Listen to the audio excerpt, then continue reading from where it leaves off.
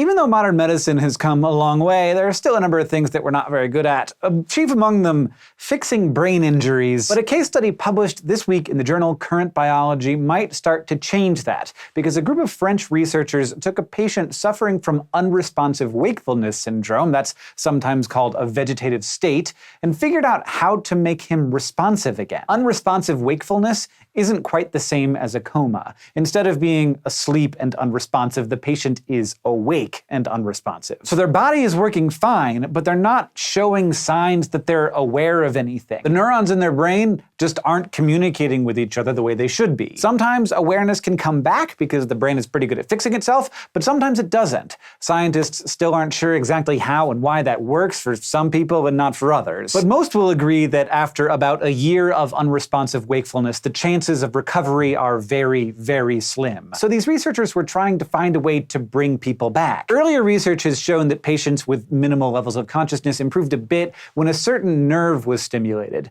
So the team wondered if the same thing would work for someone with even less awareness. The patient in the study was a 35-year-old man who'd been unresponsive for 15 years because of a car accident. The researchers decided to try stimulating his vagus nerve, one of the most important nerves in the body. It sends signals from your brain to pretty much every other organ and is responsible for things like maintaining blood pressure, regulating mood, and even making you feel drowsy after you eat too much. It's also very involved in keeping you alert and awake. So the team wanted to see if stimulating it electrically could help get the patient responsive again. And it worked. After about a month of treatment, the man actually started reacting to things. He turned his head when someone asked him to. He could follow movements with his eyes. He even reacted with a sort of fear when one of the researchers moved suddenly. The results of this treatment are nothing short of incredible. This guy was unresponsive for 15 years. That said, this was only one case, and most scientific conclusions need to be made with a few more than that. The researchers say that they want to test this on more patients in a similar state and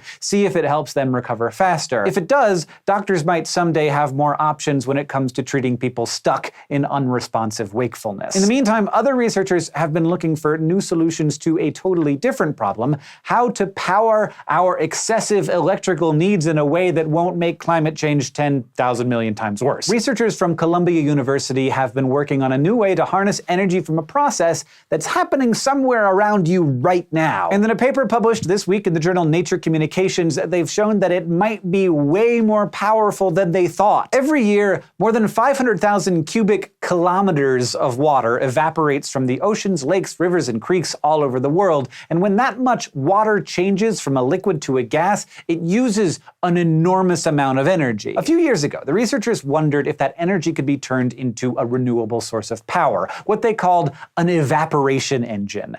And in 2015, they developed some working prototypes. Strangely, this is all powered by a property of bacterial spores, a kind of outer shell that bacteria form when conditions get rough. The bacteria will sort of go to sleep and just chill there, waiting for their environment to get better. The researchers discovered that these spores will expand when you hydrate them, but then contract again when the water goes away. When they put drops of the bacterial spores onto tape and dried them out, the tape curled itself up, and when they exposed the spores to humidity or moisture, the tape expanded again. In other words, the spores were using the energy from evaporation to power movement. There are a few different versions of the evaporation engine. One sits on top of a pool of water and uses natural evaporation to move shutters back and forth. Another uses differences in humidity to spin a turbine and power a tiny Lego car.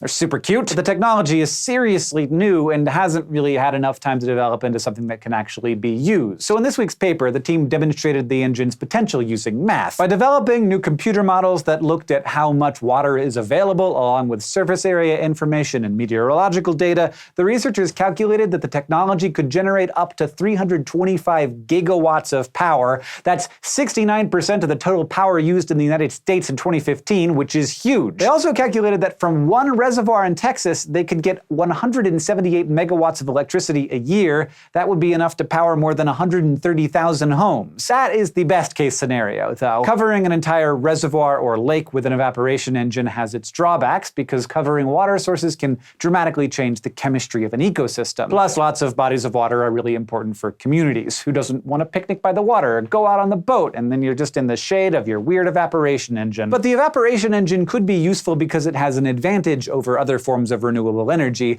Both wind and solar power rely on some sort of weather, but the water cycle is always going on in the background. So give it some time and your lights could be powered by bacterial spores getting a little moist. Thanks for watching this episode of SciShow News, and thank you especially to all of our patrons on Patreon who make this show possible. If you want to help us keep making videos like this, please check out patreon.com/scishow. It is the whole reason why this channel exists. Thank you, guys.